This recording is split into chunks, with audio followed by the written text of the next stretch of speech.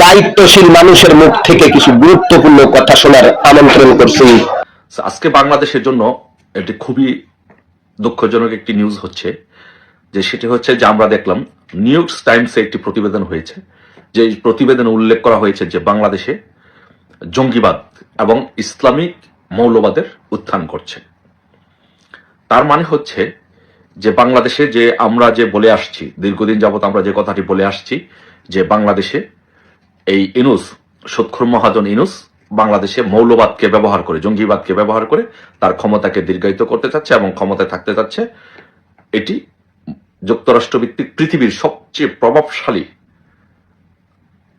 পত্রিকা new York টাইমসে সেটি প্রতিবেদন করেছে, এবং সেটি প্রতিবেদন করে প্রমাণিত করেছে যে আসলেই এই দেশের মানুষ যে কথাটি বলে আসছিল দীর্ঘদিন যাবত, যে এই ইনুস বাংলাদেশে জঙ্গিবাদের প্রবক্তা এবং জঙ্গিবাদের মূল নেতা হচ্ছে এই ইনুস।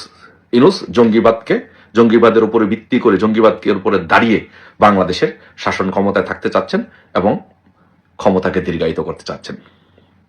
আর সেই জন্য মার্কিন যুক্তরাষ্ট্র কখনো চায় না যে বাংলাদেশের মতো একটি দেশে, বাংলাদেশ সহ বা অন্য কোনো দেশে জঙ্গিবাদের উত্থান হোক, মৌলবাদীদের উত্থান হোক। এটি মার্কিন যুক্তরাষ্ট্র সহ আসলে কেউই চায় না।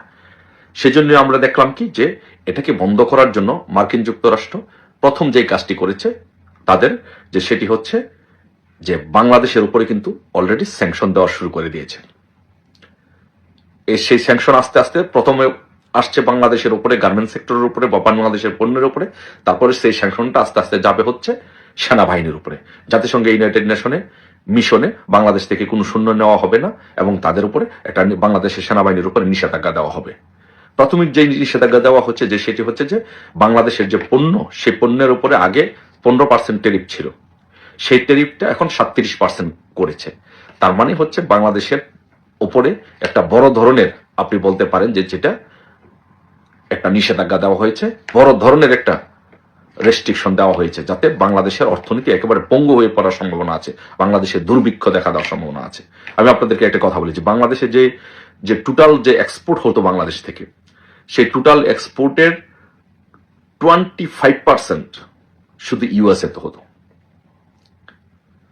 এবং $480 কোটি বাংলাদেশ এখান থেকে রেভিনিউ পেত শুধু যুক্তরাষ্ট্র থেকে, যা হচ্ছে প্রায় $4.8 বিলিয়ন, প্রায় $5 বিলিয়ন রেভিনিউ আসতো মার্কিন যুক্তরাষ্ট্র থেকে। এই নিষেধাজ্ঞা দেওয়ার, এই রেস্ট্রিকশন দেওয়ার পরে, এই টেরিফটা আরোপ করার পরে, 37% দেওয়ার পরে এখানে বাংলাদেশ থেকে পণ্য রপ্তানি মোটামুটি একেবারে বন্ধ হয়ে যাবে, গার্মেন্টস সেক্টরগুলো একেবারে পঙ্গু হয়ে যাবে।